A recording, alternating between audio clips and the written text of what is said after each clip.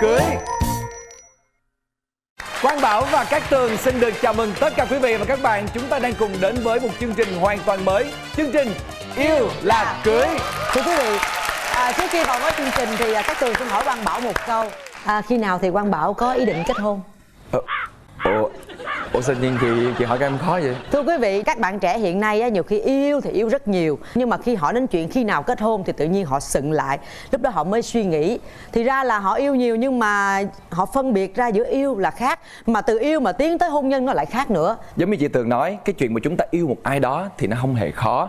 Nhưng mà khi mà chúng ta tính đến cái chuyện là kết hôn á, thì nó là chuyện của rất là nhiều người khác. Rồi chúng ta phải chuẩn bị làm thế nào mà coi như là có được một cuộc sống ổn định với nhau về lâu về dài nữa. Cho nên là khi mà nhắc tới vấn đề hôn nhân là một cái vấn đề mà gây ra rất nhiều những khó khăn và băn khoăn cho các bạn trẻ, thì chúng ta sẽ cùng nhau gặp gỡ các cặp đôi để xem họ suy nghĩ như thế nào về một trong những câu chuyện lớn nhất của cuộc đời mình, đó chính là hôn nhân, quý vị nha. Nói chung là cũng không gái gú không gì hết, mà cứ đi làm về là phóng qua nhà em liền, lần nào cũng vậy hết trơn á. Tới bây giờ cũng như vậy, đi làm đó là gái gú về. Đúng rồi. Và bây giờ xin mời quý vị chúng ta sẽ đến với cặp đôi đầu tiên. Rồi mời hai bạn. Hai bạn. Người ta ra người ta nắm tay với nhau tình quá chị ơi. Không lẽ thì mình cũng có thể nắm tay nhau tình gì? Mình nắm cái để mình nắm lại đi, mình nắm lại để mình ngồi xuống. Dạ, mời hai bạn. Hai bạn ngồi xuống. Chào anh Bảo, chào chị Tường. Thì em là Vinh Râu. Hiện nghề nghiệp bây giờ đang là diễn viên hài, chủ yếu là diễn quay các clip hài trên mạng. Chào anh chị, em là Lê Minh Trang, hiện đang là ca sĩ tự do. Hai bạn là quen nhau trong cái cơ hội nào? Ai cua ai? Trời gì mà chỉ thẳng không? Trời, ai cua ai? Vậy luôn á? Vậy luôn á. Là nhưng mà mình mà có thật là vậy không? Em cũng không biết nữa. Gặp nhau lần đầu là trong cái lúc nào, cái cơ hội nào? Dạ cái bữa đó là vô tình là cái buổi casting của công ty em. Là bạn này có một cái tay trong là người cũng trong công ty, rồi người đó kêu bạn lên chơi. Lên thì cũng làm là cũng dạng mặc đồ celeb đồ kia lắm. Lên ngồi đó giống như mẹ người ta vậy đó. Trời ơi. Cái này em đính chính lại là bữa đó em mới đi diễn về, bạn em kêu qua chơi. Người ta ca sĩ. Nhưng mà lúc em mặc cái gì mà để cho người ta có ấn tượng như vậy? Thì đồ đi nhớ diễn. mặc cái gì nữa nhưng mà nó cũng lộng lẫy. Ủa người ta có quyền mà bảo. Rồi còn Trang lúc Tới đó Trang ấn tượng của bạn đầu tiên với Vinh là lúc nào? Dạ là một ông râu ria bầm trợn nhìn thấy ghê. Coi như là nếu mà gọi là xét về khái niệm mà cái người yêu mình tưởng tượng trong đầu thì là hai bạn đều cảm thấy rằng người đối phương không phải cái người mà không phải không dính một tí xíu gì luôn. Cơ bản là cái người trong mộng của em là dạng như là công dung ngôn hạnh á, là tóc dài rồi kia, thùy mị nết na, rồi mình nói chung là nội trợ, và đặc biệt là không có dính dáng đến showbiz. Vì sao nếu vậy tại sao là bạn gái em lại chỉ thẳng vô mặt em nói là em cua bạn gái? Thì tại xui á chị. Tại em đẹp á chị. Thôi em nói giỡn thôi nha. Cái cơ duyên là nó cũng xàm hết sức xàm là không, từ nãy giờ chị nghe kể toàn xàm không á. để nảy sinh tình cảm là hai đứa, cái nơi mà chính thức nảy sinh tình cảm là hai đứa gặp nhau trong bệnh viện. Hả? Không phải, cái này là tại vì á cái đợt đó là má em bị bệnh nặng cho nên là em phải vô trong đó em chăm sóc má em. Nhưng mà cái thời gian đó là cũng có nói chuyện qua lại trên Facebook rồi. Ông nội này mới tự nhiên cái đâu xuất hiện qua. Em ơi xuống đi, nhưng mà em cũng không hiểu tại sao ổng biết mình ở đâu mà kêu xuống đi đó. Mới đi xuống thấy mẹ dầm mưa, xong rồi mua chai sữa với lại sô cô la. Biết ý mình, Biết ở bệnh viện luôn. cái đó mới cái đáng nói chị. Facebook mẹ up hình xong mẹ check in. Không, em không có check in. Em mở định vị để em coi bản đồ này nọ, cái sao em quên tắt, cái em post status cái nó tự check in luôn. Kiểu là coi như là muốn ai đó quan tâm, kiểu như vậy đó. Ngày hôm nay buồn quá ai nghĩ tới mình ta, kiểu vậy. Rồi em ơi, là dầm mưa với lại là hộp sữa với cái sô cô la là yêu nhau luôn đó? Dạ chưa chị. Hai em kể chuyện nó gọn lại chút xíu. Dạ không, tại chuyện tụi em nó cũng bị dài. Tại vì á cái ấn tượng của em đối với ông này là một ông râu ria bờm sờm, ông già dê. Hả? Có dê luôn hả? Tại vì hồi đó giờ em không thích ai có râu á, ai có râu là bị em mặc định là dê hết. Ba sao đợi mới cao đó.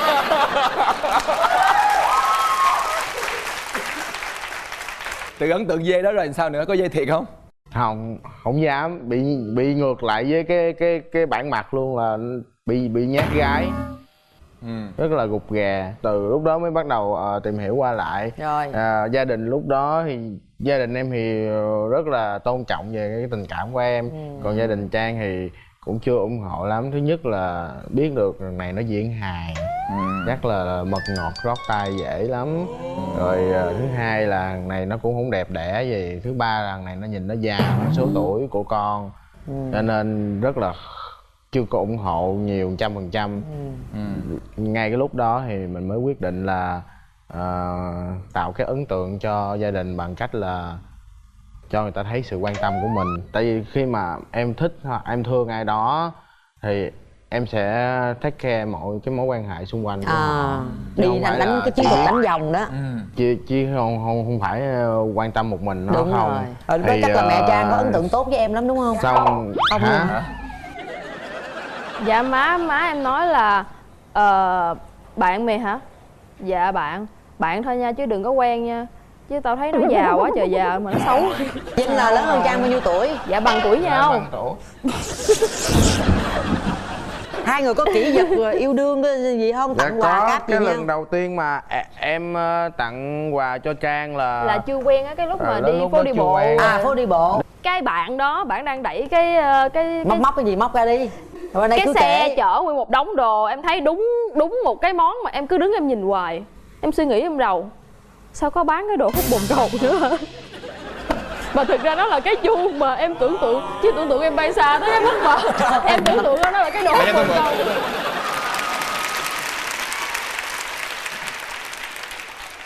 Bây giờ chị em mình thử vận dụng hết tất cả mọi trí tưởng tượng của mình coi sao nhìn được cái hút bồn cầu nè vậy? cái này cái hút bồn cầu vậy nè, ý là chụp chụp vô á, chụp vô cái hút, đó, chụp vô cái hút nè. Em thấy giống mà cái em đứng em nhìn, nhưng mà thật ra không phải là em thích.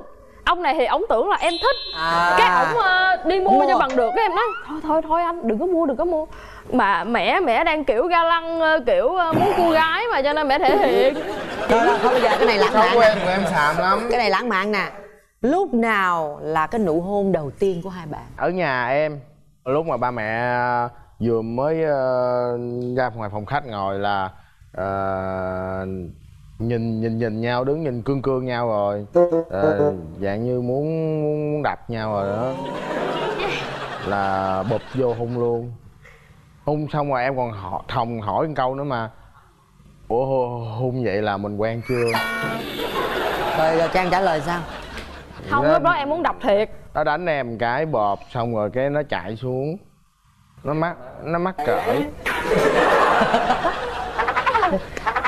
Là gọi là yêu nhau đó phải không? Dạ. Là yêu đó phải không? Lúc đó là chính thức rồi đó. Rồi. Khoan nhưng mà tôi muốn tái hiện lại cái cảnh hung đó được không? Tại vì hai bạn nói rằng là trước khi mà hai bạn hung á là nhìn nhau mà chỉ muốn đập nhau thôi.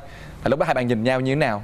Tại vì em bị nhát gái á, cái em đứng em Rồi sao hôn em tiến tới hả? Gì vậy ba? nhấp nhiều lắm. Kiểu là Không vậy nè. Không, anh hôn em một cái được không? Xin.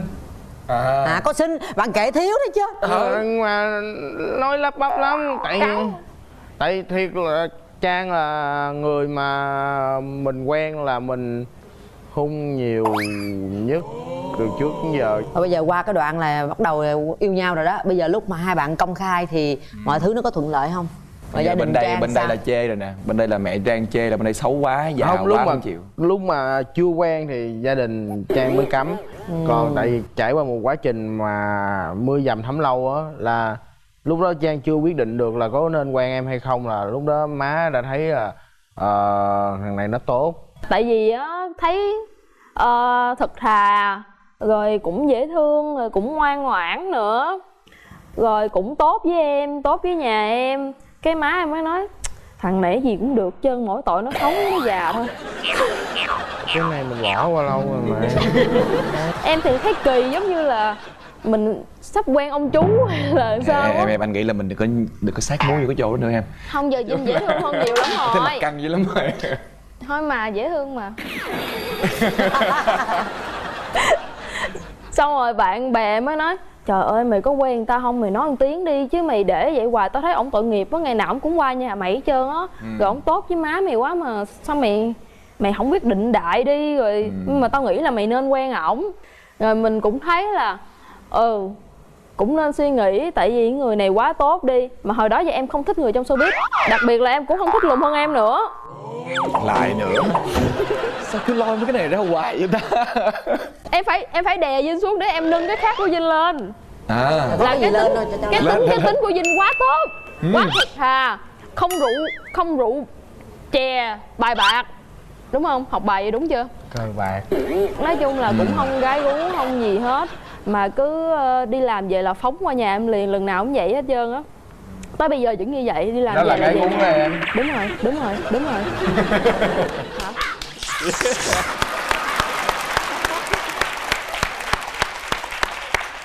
Chứ em đâu phải con trai. Em nói anh không gái gú mà cứ đi làm về phóng qua nhà em liền. Yêu là một chuyện, hay là em có ý định cho bạn Trang biết là mình muốn tiến tới lâu dài hay là muốn kết hôn với Trang hay không? Dạ có thêm một cái kỷ vật nữa, cũng là cái cột mốc quan trọng, là tụi em chọn cái ngày đó là làm cái ngày ngày kỷ niệm quen nhau của hai đứa. Trước bữa đó là em chạy qua Trang, em có đem một hộp quà gói rất là chỉnh chu và đẹp đẽ, cùng kèm với đó là 2 chai sữa tươi. Em nói Trang ơi em uống hết đi, xong rồi Trang uống, xong rồi nói bây giờ anh đi lên Đà Lạt, anh chụp hình chung với lại chụp hình cưới cho show của anh bạn. Thì khoảng mấy ngày nữa anh về thôi, anh có trước khi đi anh có món quà tặng cho em, một lát nữa anh đi em mới mở ra nha. Xong rồi cái đợi ông đi rồi mình mới mở ra thấy 2 chai sữa, Mà quan trọng là thêm 2 cái ống hút với tờ giấy. Đó, cái quan trọng cái tờ giấy á, quan trọng tờ giấy. Ghi gì chồng? Ghi gì quên rồi ta, uống đi không, em bỏ gì tủ đó. lạnh uống đi cho lạnh. Trời,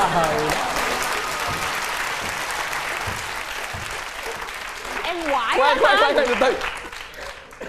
Tôi muốn hỏi Vinh, tại sao đó bạn lại tặng 2 chai sữa lại là làm sao? Mục đích của bạn là cái gì? Em thích, em quen, em không có thích lãng mạn, em thích chọc điên người ta à. bây giờ cuối cùng là chừng nào mới là cầu hôn? Có cầu hôn chưa? Dạ có. Cầu lúc nào? Quen nhau bao lâu? Không, cái sau 2 chai sữa đó 4 tháng 12 là Vinh đi chụp về á.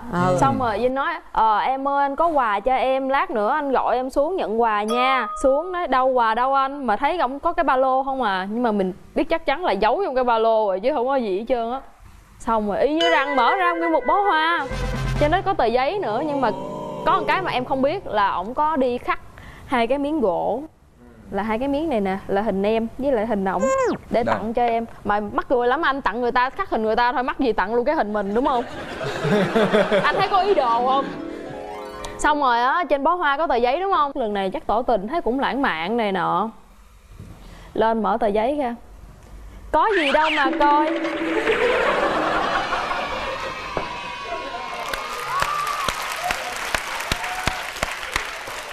Tức điên không anh? Tôi thích bạn. Tức điên. Tôi sẽ dùng chiêu này một lúc nào đó. Tao cho tôi mượn 2 cái miếng gỗ 2 coi tấm đi. hình coi. Có khắc giống không? Gì? Cái gì, chữ gì vậy? Chón Chón tên nhà của em á. Chón Chón hả? bên đây gì? Em hiểu rồi. Ủa mà cái Cái hình này tóc em đâu phải vậy đâu Minh. Vinh. Hồi đó là như vậy, còn bây giờ là anh tuốt lại rồi. Rồi bây giờ cuối cùng là đúc kết là bây giờ là nãy giờ là tỏ tình mấy lần trước quốc hết trơn rồi phải không? Dạ, là cuối cùng đâu có tỏ tình đâu, là tự hiểu thôi à. Cầu hôn á thì là chính xác là vào tháng 6 năm ngoái. Là lúc đó em mới quyết định em cầu hôn Trang, là tại vì Trang thiệt, Trang có một cái là kỳ, một cái là cái lúc mà mình muốn làm cái gì đặc biệt cho cổ á, giống như là có thần giao cách cảm vậy á. Làm cái gì đó bất ngờ, cầu hôn, đặt quà rồi kia bẹp xong rồi mở miệng nha, anh ơi em muốn anh cầu hôn em dưới biển, em thích như vậy. Mà nguyên năm đó chỉ có đúng bữa đó đi biển thôi à. Là biết chắc chắn là mình có cái hộp quà, là bả biết trong đầu bả là sẽ cầu hôn ở ngoài. Vậy là em dưới cơ của Trang rồi, tại vì Trang hiểu được cái ý tưởng của em hết. Nó cứ vậy hoài luôn á. Mà không cầu hôn được. Thì có cầu hôn được mà bớt bất ngờ. Tại vì á em nói là muốn cầu hôn ngoài biển, nhưng mà lúc đó em đang giận như vậy mà còn kêu em đi xuống biển luôn. Có nghĩa là ổng kêu em đi xuống dưới cái nước đó luôn á, trong khi em đang ngồi trên bãi biển, có nghĩa là chỗ đó cũng là biển rồi. Là em dặn mấy bà chị nó linh lắm nha. Em dặn người nào chuẩn bị là nó kiếm người đó, nó gây lộn với người đó đó.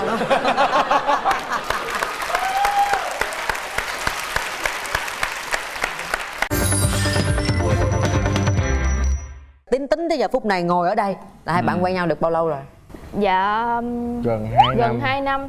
Đúng ngày đám cưới là 2 năm quen nhau. Tháng. Chừng nào đám cưới? Dạ tháng 12. Tháng 12 năm nay. 4 tháng 12. Ngay ngày 4 tháng 12 năm nay là kỷ niệm. Nhưng mà giờ tôi hỏi hai bạn nữa là từ đây cho đến ngày cưới hai bạn nhắm còn những sự cố gì xảy ra nữa không? Nhiều chị. Nhiều. Tại vì á tụi em cũng quyết định là ở chung rồi, cho nên là cũng ở chung nhà được thời gian mới phát hiện ra là bạn ấy giục đồ lung tung. Đó, giờ mới thấy những tật xấu của nhau nè. Mà lép bép gì đó. Có nói gì đâu. Sao à? Rồi giờ Trang có tật xấu gì không Vinh? Những cái lúc mà rước đi chơi mà không dính vô cái ngày mà đi chụp á là alo em ơi anh tới rồi, là bắt đầu nhìn đồng hồ khoảng nửa tiếng sau xuống. Là coi như là phải đợi người ta trang điểm đúng không? Trời ơi, có lúc vui Dạ lắm. không, em trang điểm rồi mà tại tính này nó bị mò. Em kiếm đôi giày cũng lâu hơn người ta. Mặc dù hát nhạc ballad nhưng mà em đặt cho cái nghệ danh là ca sĩ nhạc sàn á. Sàn quá chịu không nổi. Rồi giờ sửa chưa? Sửa được cái tính đó chưa? Chị thấy hôm nay tụi em đi trễ không?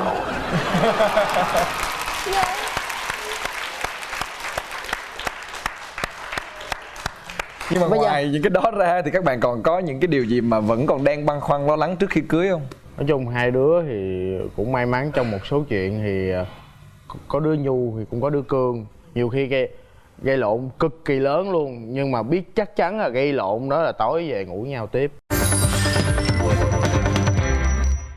Nhưng bây giờ chị hỏi thật là nếu để có một cái điều mình mong muốn ở đối phương sẽ thay đổi để trước khi bước vào một cuộc sống chung chính thức, thì em mong muốn ở người vợ tương lai của em thay đổi điều gì? Phải nhạy hơn. Em nghĩ là nên nhạy hơn trong một số chuyện để em bớt lo đi. Còn Trang? Nhạy hơn xíu.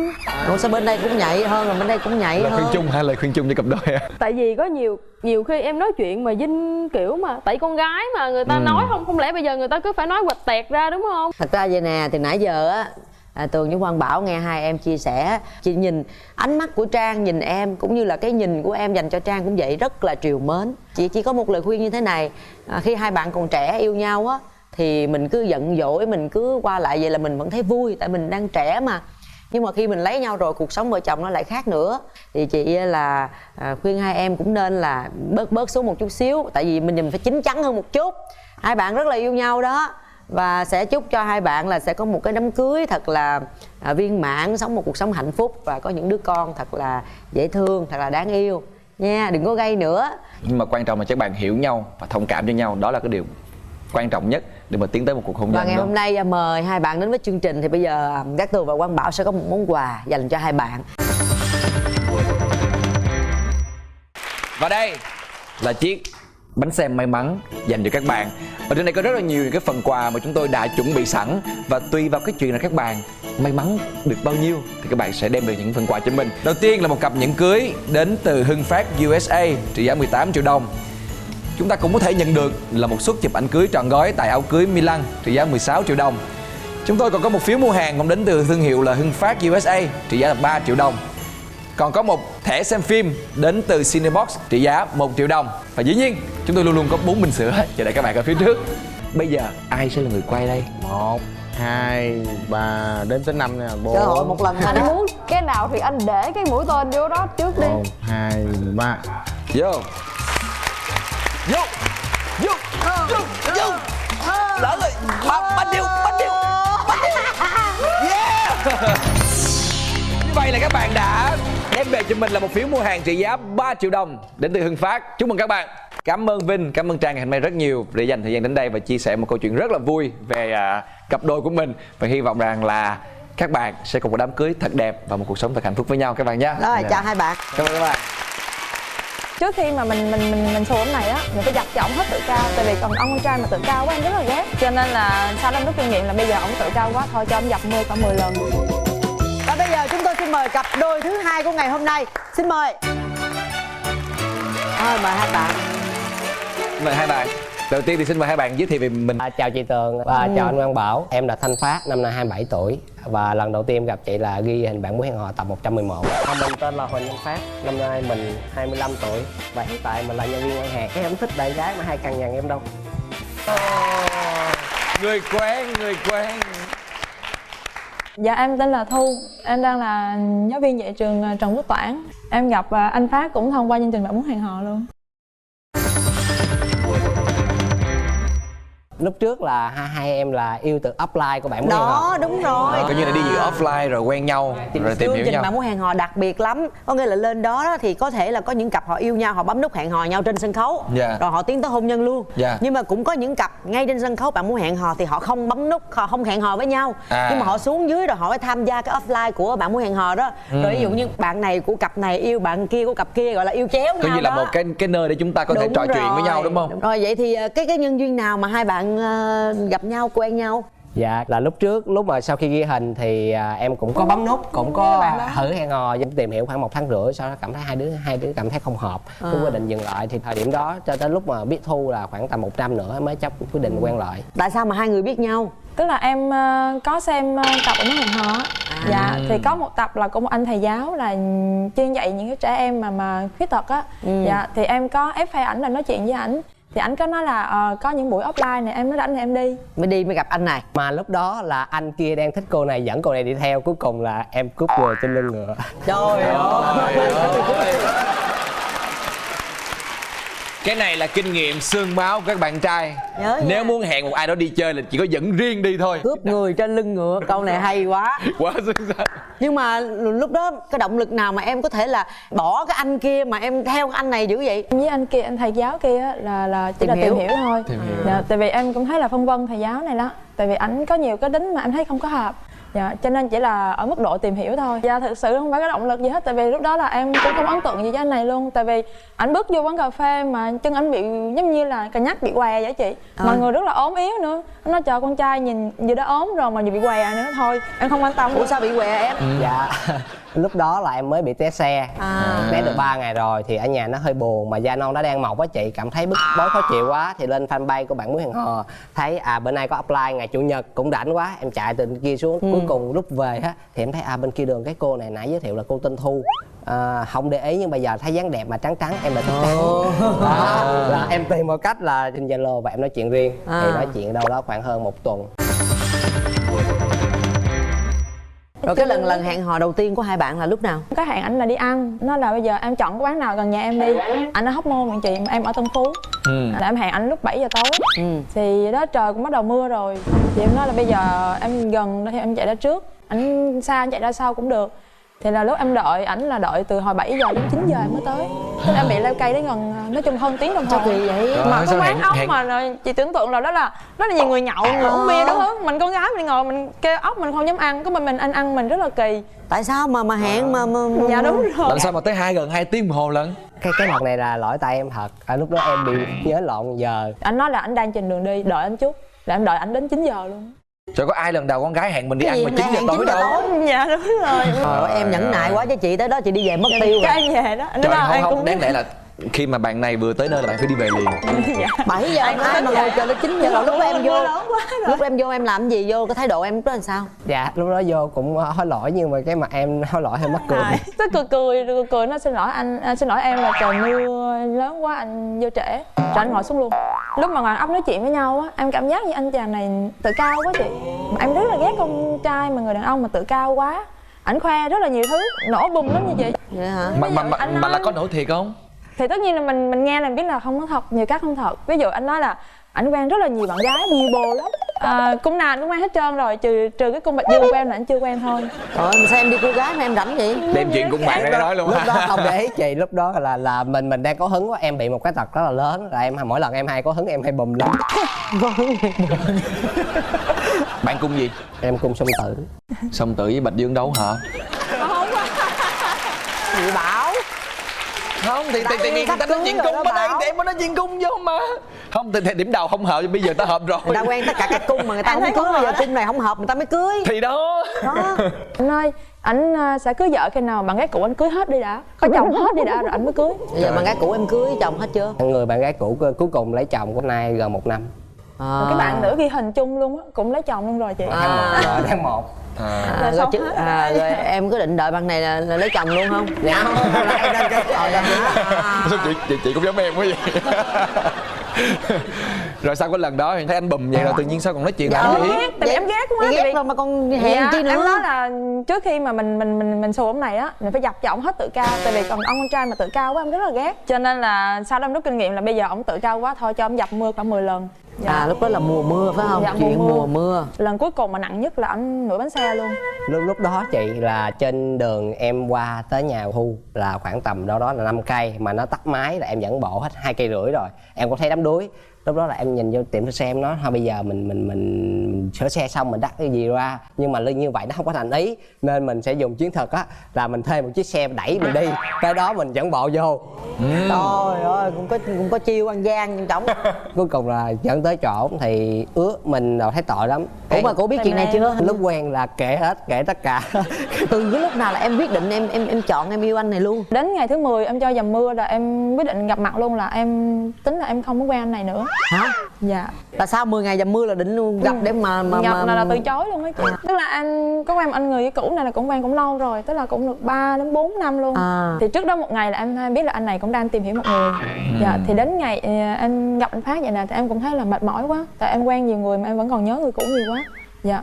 Cho nên em quyết định là em sẽ ngưng luôn, em không muốn tìm hiểu ai nữa hết. Rồi lúc đó làm sao? Lúc đó ác lắm, lúc đó ác hỏi ngày thứ 10 á là sẽ gọi điện hôm nay anh có bận gì không? Nói không, anh rảnh. Nói đúng rồi, vậy là 8 giờ nay chạy qua nhà em đi, anh muốn nói với anh. Mấy cục ngày đó em cũng hồi hộp, em nói là bữa nay thế nào ta, nếu mà qua cách nói chuyện em nghĩ là có không lành. Rồi sao nữa?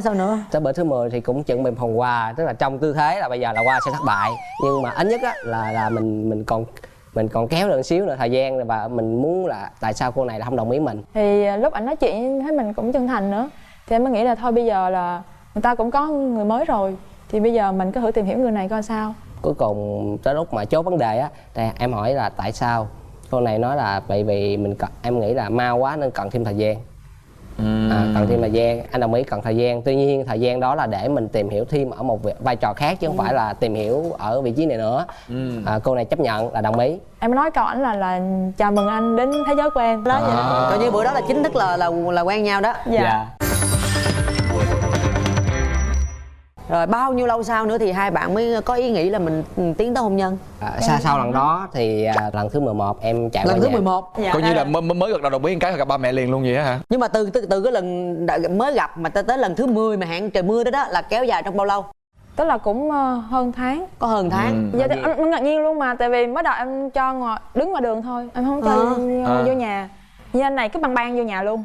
Anh làm bốc cháy luôn, đối với giai đoạn tức là ông làm lẹ lắm, đó là công khai ba mẹ em biết luôn. Rồi em không có nào mà em có thể ngưng được làm gì hết trơn. Em vô em làm gì? Dạ, tại vì nó cho chỗ này lúc trước những người trước đây em quen á thì em hay làm kiểu là em quen một thời gian rất là lâu, cũng có người quen 8 năm. Ở lúc đó em nhát lắm, em không dám vô gặp phụ huynh. Mỗi lần đặt vấn đề người lớn là em hay né, em sợ gặp người lớn không biết nói gì thì em hay tìm cách em né.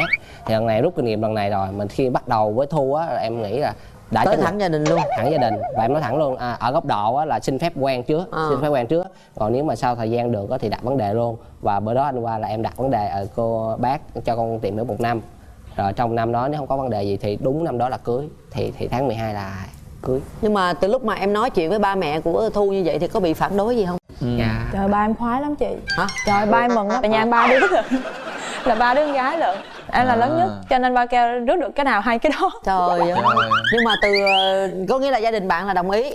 Dạ, ba em rồi đồng ý. Lúc nào thì em mới về gia đình của Phát? Tại em cũng đắn đo lắm chị, tại vì thời điểm đó thật sự ra là em chưa sẵn sàng để em quen Phát, nên là vẫn quen tìm hiểu thôi. Thì lúc đó là em dặn Phát là phải giấu, tức là giấu mọi người luôn, không cho ai biết hết. Tức là có đăng lên mạng hay gì đó thì phải che cái mặt em lại. Dạ, thì anh nói ok anh che mặt em lại, nhưng mà có điều là Bữa hôm đó là ảnh che mặt em thiệt nhưng mà ảnh tát em qua luôn. Cái đó em cố tình đúng không? Dạ. Cái đó đã che mặt em lại rồi mà tát em qua cũng như không. Dạ. Có thể là cuối cùng ra mọi người cũng biết em. Lúc em không nghĩ em làm xong mới nhắc, em mới nhắc thì ra cái này mình hay quá tự. Sao em có ý từ đầu chứ làm gì có cái chuyện mà không hay. Dạ. Cho nên em cố ý đó chị, em nghĩ vậy luôn á. Cuối cùng ra là mọi người biết hết, mọi người mới hỏi, dồn dập hỏi vậy đó. Nhưng mà lúc nào thì hai bạn mới bắt đầu cảm thấy mình yêu nhau thật sự và cầu hôn với nhau? Ai cầu hôn ai? Lúc mà hai đứa mà cảm thấy mà đáng nhớ nhất á, là lần hai đứa đi du lịch hồi Đà Lạt tháng 2 năm 2016. Tụi em đi phượt mà giấu gia đình luôn, đi phượt nhưng mà đi từ lúc 7 giờ sáng cho tới 10 giờ đêm mới tới, là đi liên tục 15 tiếng mà chị nghĩ có đúng nửa tiếng. Tôi đi có 6 tiếng mà. Dạ. Anh đi với vận tốc rất là dễ thương, tức là đi đường đèo anh đi có 10 km, 20 km/h. Dạ, còn đường mà vắng anh cũng đi có 20 km/h. Cái cỡ nào anh cũng đi có 20. Là vừa đi vừa nói chuyện nắm tay. Là coi như là đi ngắm cảnh với nhau đúng không? Trước á, thời điểm mà em quen Thu á, là trước đó 3 ngày em bị té xe. Em té xong cái chân này nát từ trên xuống dưới luôn. Rồi sau đó 1 tháng nữa quen xong té thêm một lần nữa cũng bị nát thêm một phần nữa. Tại đó tại sao là sợ, em sợ cho xe nhanh. Là bị nhát tay. Vậy thôi thì đi phượt làm chi? Dạ liều lắm chị, mà rủ em đi nữa, mà đi hai đứa giấu nữa không cho ai biết hết. Đó khóc quá trời luôn. Ai khóc? Em khóc. Sao khóc? Tại vì lạnh chị, lúc đó là cảm giác Đà Lạt lúc đó là cũng khoảng em nghĩ chắc cũng 0 độ hay sao em biết nữa, em lạnh run cặp vậy nè, mà vừa run mà vừa đói nữa, tại vì đó là 9-10 giờ đêm rồi, hai đứa chưa ăn gì hết trơn á. Thì mình đó không có khách sạn, không có chỗ ở, tại vì Tết á giá phòng nó rất là mắc, hai đứa không kiếm có. Thì em lại lo nữa, tức là buồn ngủ lắm rồi, mệt lắm rồi, thành ra là ảnh nhớ có chỗ cô bán sữa đậu nành nổi tiếng ở Đà Lạt lắm. Cô bán đậu nành có thấy tội quá, hay là có cho hai đứa ngủ nhà cổ. Em vừa uống sữa đậu nành vừa khóc lần hai. Lúc đó khóc Khóc chị, bù lu bù la. Khóc em thấy tội quá. Lúc đó tự nhiên em nghĩ về bản thân mình á, nhất là mình đã dẫn con gái người ta ra khỏi nơi mà sinh sống vậy thì mình nhất là mình phải có trách nhiệm tại thời điểm này. Thứ hai nữa là em nghĩ xa hơn xíu, thời điểm đó mình có trách nhiệm có cuộc đời được không?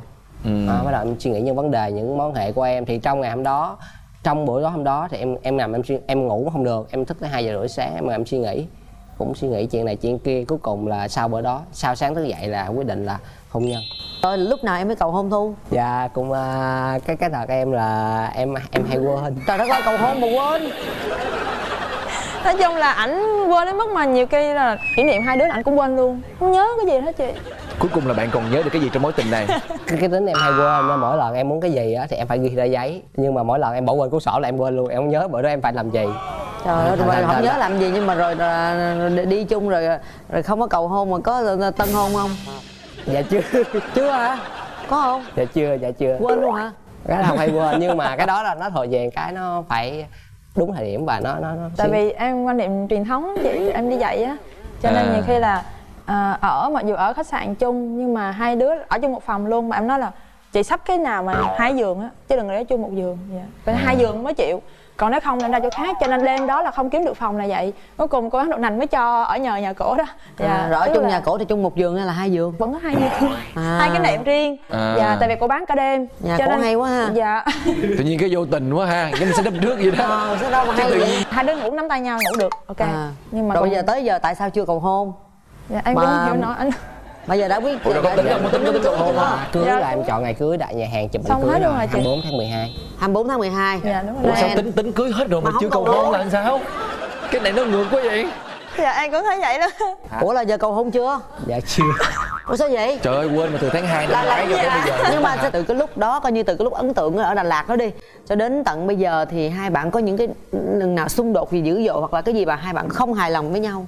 Dạ, tại vì em nói thật ra là em rất là giận ảnh, tại vì ảnh tính anh hay quên, là giống vậy đó. Ảnh hay quên nên thành ra là suy ra là ảnh vô tâm luôn. Dạ, ảnh rất là vô tâm trong rất là nhiều vấn đề. Ngày lễ tốt nghiệp của em, tức là em học thêm cái văn bằng 2 nữa. Em báo ảnh trước 2-3 ngày rồi. Mà cuối cùng là đêm hôm đó anh đi chơi với lại nhân viên với lại mấy anh chị trong ban quản lý á. Anh đi chơi rồi anh ngủ ngoài anh quên mất luôn. Em giận, tức là em im luôn, không nghe máy luôn.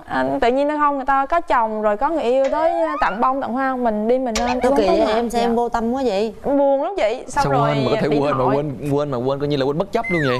Dạ. Tức là quên đó rồi em điện thoại, em tức quá em điện thoại là anh mới chạy lên cũng mua bông mua quà tặng.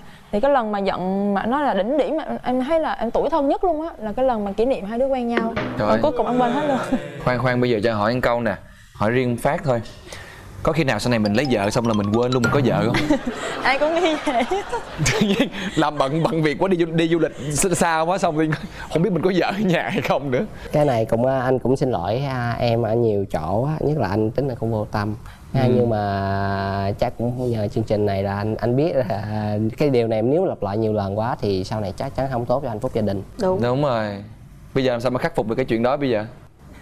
Mà ảnh chưa khắc phục được mà sao em đồng ý lấy anh chi vậy? Tại vì em thấy ảnh có phấn đấu và lại nghiêm túc trong mối quan hệ của em với ảnh. Trong tất cả những mối quan hệ em quen á, những người em quen á, thì họ đều hẹn em là đến năm 30 tuổi rồi hãy cưới, hay là đến khi nào mà có sự nghiệp rồi hãy cưới. Vì anh này là chắc cú năm nay là phải cưới, rồi cưới bằng được em luôn, là làm mọi thứ cố gắng để mà cưới bằng được em. Thì em thấy anh này là có chí tiến thủ. Còn cái tính vô tâm của anh có thể là khắc phục từ từ cũng được. Coi như là tuy là vô tâm nhưng mà có cái sự kiên định và hứa thì cố gắng làm. Dạ đúng rồi. Đúng không? Thôi vậy cũng được. Bây giờ nếu như trong chương trình ngày hôm nay em muốn nói một cái điều gì đó với người vợ tương lai của mình thì em sẽ nói gì? Em mong muốn điều gì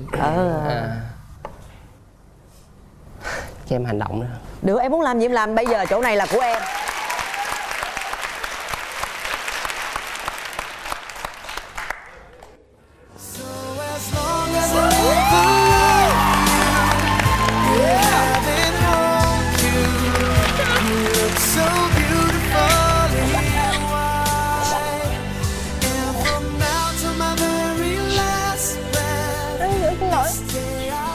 Tại vì thực ra là hai đứa trải qua rất là nhiều thứ với nhau.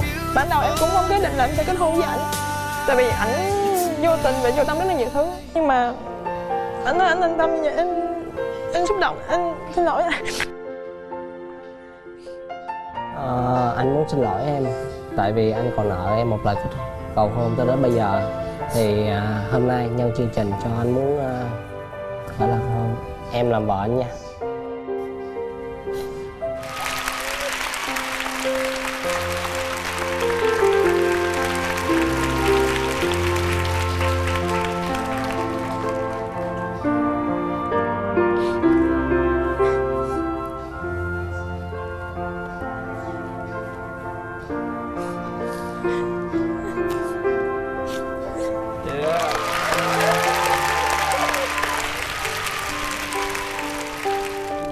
Sau này anh sẽ cố gắng sửa đổi những tật vô tâm của anh.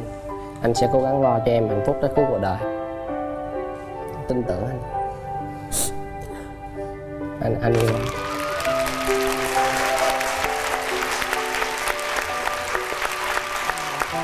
Hai bạn rất là đẹp đôi. Mình cũng đã trải qua rất là nhiều sóng gió thì mới đến được ngày hôm nay. Hôm nay thì chắc có lẽ là Thu cũng đã toại nguyện rồi ha. Mình cũng đã coi như phụ nữ mà yêu thì cũng rất là nhiều, nhưng mà để có một người thành tâm với mình và người ta thật sự tôn trọng mình và có một cái lời cầu hôn như vậy thì chị nghĩ là bạn nữ nào cũng sẽ xúc động. Và chị hy vọng rằng là qua những cái gì hôm nay chúng ta chia sẻ thì hai em cũng thấy được cái khuyết điểm, cái mà đối phương chưa có hài lòng về mình. Thì Phát đã hứa với mọi người rồi và chị tin là Phát chắc chắn sẽ làm điều đó. Chỉ có một điều duy nhất thôi là quan tâm đến bạn gái nhiều hơn, quan tâm đến vợ, đến vợ, gia đình mình, rồi tất cả mọi người xung quanh nữa. Mình đừng có vô tâm quá thì người phụ nữ người ta chịu đựng, người ta không nói nhưng mà người ta sẽ rất buồn, tội người ta nha. Rồi chúc cho hai em sẽ có một cái đám cưới thật là đẹp và sẽ có những đứa con rất là dễ thương trong gia đình của mình. Chúc hai em trăm năm hạnh phúc nha. Cảm ơn chị. Và trước khi mà nói lời chia tay chương trình thì bản thân chúng tôi cũng có một cái phần quà muốn dành tặng cho các bạn để hy vọng rằng đây sẽ là một cái niềm vui cho các bạn trong ngày trọng đại sắp tới. Ngay bây giờ sẽ là một phần quà của chương trình dành tặng cho các bạn. Có rất là nhiều phần quà ở đây và để xem rằng các bạn may mắn đến như thế nào để mà có thể đem về cho mình cái phần quà đó.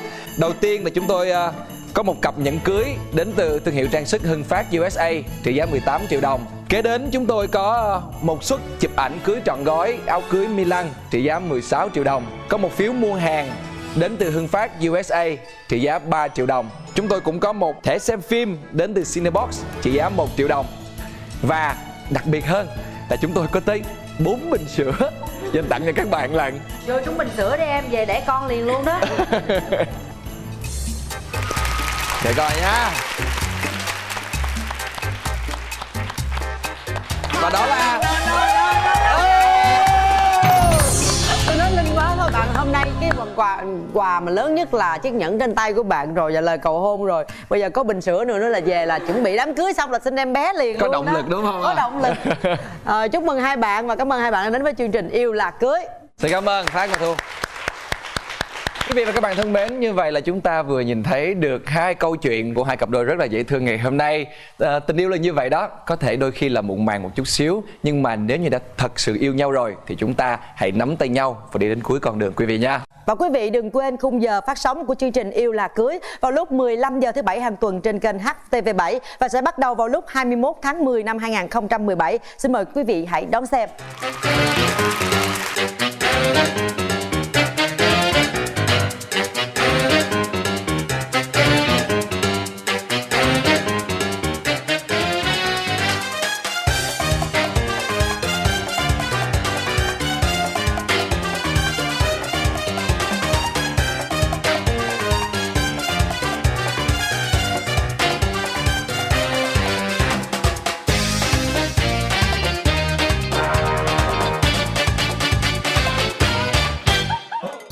Bạn đã có người yêu ư? Nhưng yêu là yêu thôi, hay yêu là cưới? Yêu là cưới. Em nổi tiếng đi lai dạo chị. Sao con quen bạn gái mà sao ốm quá vậy? Chặn tin nhắn rồi lóc Facebook cũng hơi hết. Nhiều khi mình tự cho mình cái quyền là được lựa chọn. Cái cảm giác đầu tiên đó khi mà thấy bạn nó cũng là lú. Ủa chê hoài vậy trời. Hai đứa giống như quen từ hồi đời nào á. Hãy đến với Yêu Là Cưới vào lúc 15 giờ thứ Bảy hàng tuần trên HTV7.